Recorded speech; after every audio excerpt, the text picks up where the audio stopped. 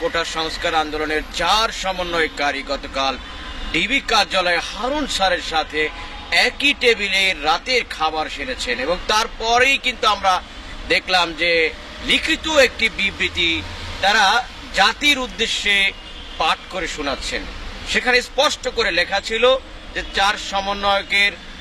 সম্মতিক্রমে তারা কোটা সংস্কার আন্দোলনের সকল কার্যক্রম প্রত্যাহার করেছেন এবং কোটা সংস্কার নিয়ে যে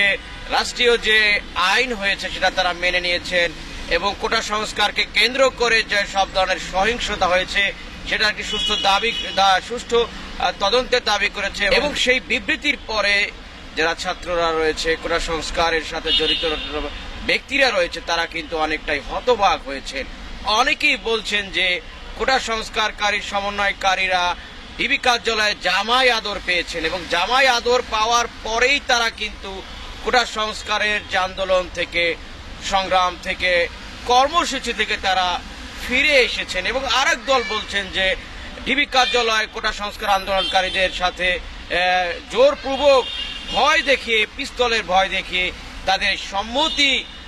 আদায় করা হয়েছে এবং এর প্রতিক্রিয়া হিসাবে আমরা দেখেছি যে কোটা সংস্কার আন্দোলনের অন্যান্য সমন্বয়কারীরা কিন্তু লাইভ এসে বলেছেন তারা এটি মেনে নেননি, প্রত্যাহার করেছেন এবং তারাও বলেছেন যে এটা জোর করে সম্মতি নেওয়া হয়েছে এবং তারা স্পষ্ট করে বলেছেন যে তাদের নাকি আগে থেকে পূর্ববর্তী প্ল্যান ছিল যে তাদের কাউকে যদি আইন শৃঙ্খলা বাহিনী ধরে নিয়ে যায় বা লিখিত বক্তব্য জোর করে আদায় করে তারা অন্যান্য কোটা সংস্কার সমন্বয়কারীরা তারা সেটা মেনে না নিয়ে তাদের আন্দোলন সংগ্রাম চালিয়ে যাবেন। এই হচ্ছে পরিস্থিতি।